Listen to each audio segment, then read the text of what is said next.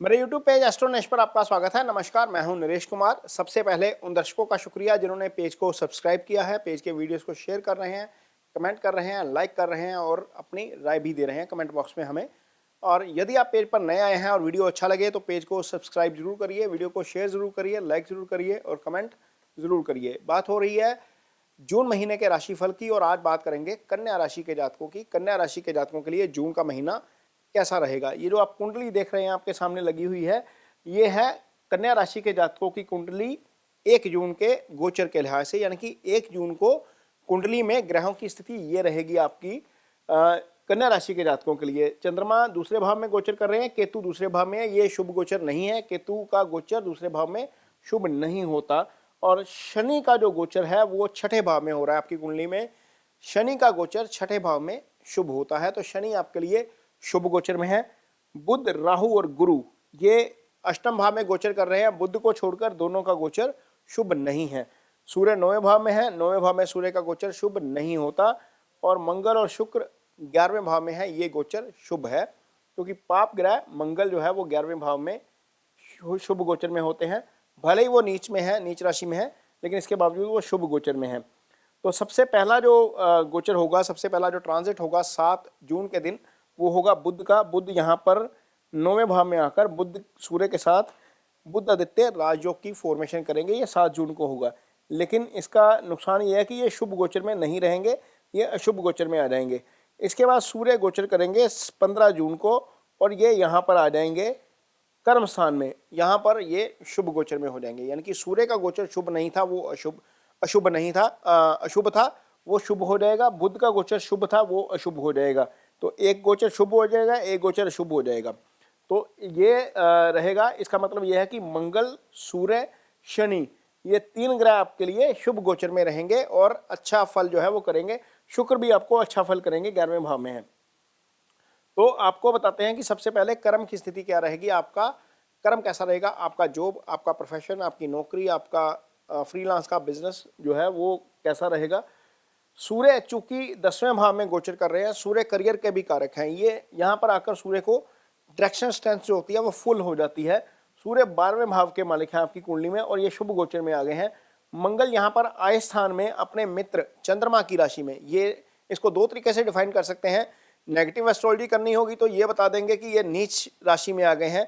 यदि इसको पॉजिटिवली बताना होगा तो ये बताया जाएगा कि ये अपने मित्र चंद्रमा की राशि में आ गए हैं और 11वें भाव में गोचर कर रहे हैं, तो ये शुभ गोचर में है। ये इंपॉर्टेंट इसलिए है क्योंकि मंगल आपकी कुंडली में अष्टम के भी स्वामी बनते हैं और तीसरे भाव के भी स्वामी बनते हैं। ये दोनों भाव जो हैं वो अच्छे भाव नहीं गिने जाते, लेकिन इसके बावजूद मंगल का शुभ गोचर में होना आपको डिटर्मिनेशन जरूर देगा।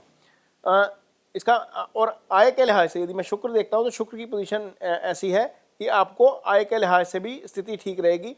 उसका कारण यह है कि गुरु जब अष्टम में बैठते हैं तो लगन के लिए भले ही शुभ गोचर में ना रहें, लेकिन इनकी दृष्टि जो जाती है सीधी धन भाव के ऊपर जाती है, वहां पर आपको अच्छे रिजल्ट्स जरूर मिलते हैं। यानी कि मनी का फ्लो जो है वो लगातार बना रहता है गुरु के अष्टम होते हुए भी, गुरु के छठे होते हुए भी यही स्थिति होती है। छठे होने पर गुरु जब कुंडली में होते हैं, छठे भाव में गोचर कर रहे होते हैं, तो कहीं ना कहीं हेल्थ को लेकर इशू आ जाता है, लेकिन फाइनेंसिस को लेकर इशू ज़्यादा नहीं आता है।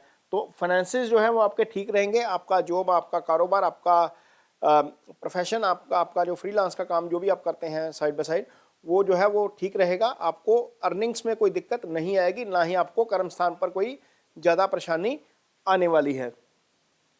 बात करेंगे आपकी रिलेशनशिप की, रिलेशनशिप कैसी रहेगी। तो यहाँ पर मुझे थोड़ा सा इशू ज़रूर नज़र आ रहा है। उसका कारण यह है कि ये भाव जो है ये सप्तम भाव है, जहाँ से हम शादी देखते हैं। भले ही आप मेल हैं, भले ही आप फीमेल हैं, तो शादी वाले भाव के स्वामी का अष्टम में चले जाना और राहु के साथ चले जाना। राहु सेपरेटिव इफेक्ट देने वाला प्लैनेट है, अष्टम भाव से भी सेपरेटिव इफेक्ट आते हैं। तो एक तो ये इसका स्वामी जो है वो राहु के तो एक्सिस में आ गया। दूसरा, ये भाव खुद जो है वो पापकर्त्री योग में आ गया। शनि छठे भाव में और राहु अष्टम भाव में, ये पापकर्त्री योग की फॉर्मेशन है। इसका मतलब यह है कि आपको अपने पार्टनर के साथ थोड़ा सा संयम के साथ काम लेना पड़ेगा। अपने पार्टनर के साथ थोड़ा सा जो है वो आपको तालमेल बढ़ाने में थोड़ी सी दिक्कत आ सकती है। कोई सिचुएशन ऐसी आती है जहाँ पर लगता है कि आपका पार्टनर आपको नहीं सुन रहा है या आपकी बात नहीं मानी जा रही है, कोशिश करिए सिचुएशन को थोड़ा सा अवॉइड करिए।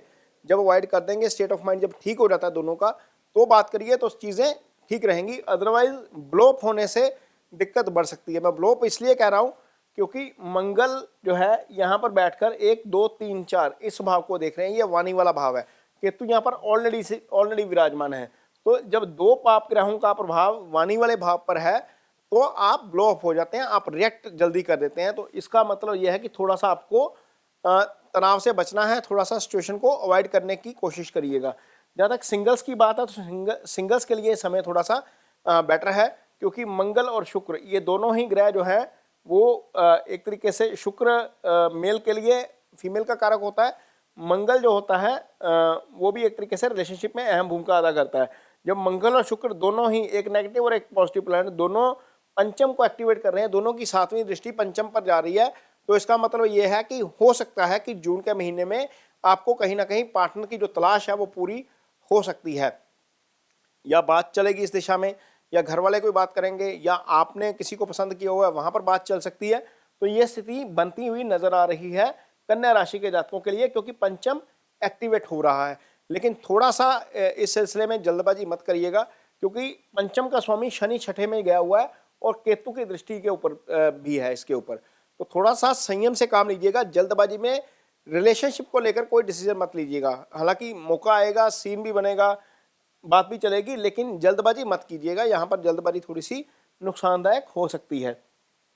अब बात करेंगे आपकी हेल्थ की, तो हेल्थ को लेकर तो निश्चित तौर पर थोड़ा सा दिक्कत वाली स्थिति है, क्योंकि शनि छठे भाव में गोचर कर रहे हैं। नॉर्मली बॉडी का लोअर पोर्शन थोड़ा सा प्रॉब्लम क्रिएट कर सकता है, तो इसका मतलब यह है कि थोड़ा सा डाइट को बैलेंस रख के चलेंगे, क्योंकि जो ईटिंग हैबिट का भाव है, ये दूसरा भाव जहाँ से हम ईटिंग हैबिट सीखते हैं, वहाँ पर केतु, मंगल की दृष्टि, राहु की दृष्टि, इसका मतलब यह है कि ये ऐसा समय होगा जब आप बहुत ज़्यादा चटपटा खाना चाहेंगे, बहुत ज़्यादा फ्राइड चीज़ें खाना चाहेंगे, बहुत ज़्यादा बाहर की चीज़ें खाना चाहेंगे। कोशिश करिएगा कि अवॉइड करिए, क्योंकि पाप ग्रहों का प्रभाव जब होता है तो व्यक्ति जो है वो मसालेदार ज़्यादा खाने की कोशिश करता है। ऐसी स्थिति में तबीयत बिगड़ती है और स्टमक अपसेट होता है। तो यहाँ पर क्योंकि लोअर पोर्शन पर जो है वो नेगेटिव प्लैनेट्स का वेट ज़्यादा है, तो कोशिश करिएगा कि अवॉइड करें बाहर का खाना। इससे आपकी हेल्थ को लेकर कोई ज़्यादा दिक्कत नहीं होगी।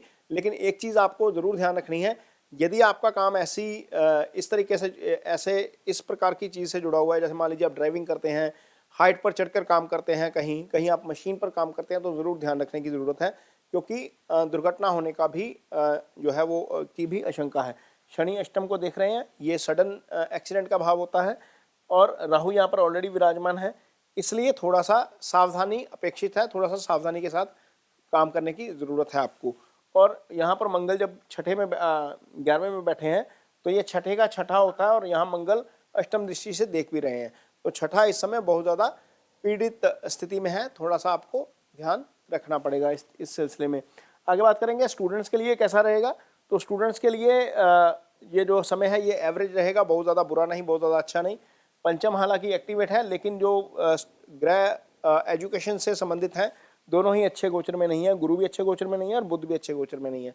तो हो सकता है कि स्टूडेंट्स को थोड़ा सा स्ट्रगल करना पड़े अपने मनपसंदीदा कॉलेज में एडमिशन लेने के लिए, प्रोसेस को पूरा करने के लिए, फॉर्म की जो फॉर्मेलिटीज़ होती है उसको पूरा करने के लिए थोड़ा सा स्ट्रगल करना पड़ सकता है। इसके बावजूद आप कोशिश अपनी ज़रूर जारी रखिए, क्योंकि जो कन्या राशि के जातक होते हैं इनका स्वामी बुध होता है, और बुध जो है वो अपने आप में इंटेलिजेंट माना जाता है। जो जिनका लगन बुध का होता है या जिनकी राशि बुध की होती है, ये इंटेलिजेंट होते हैं।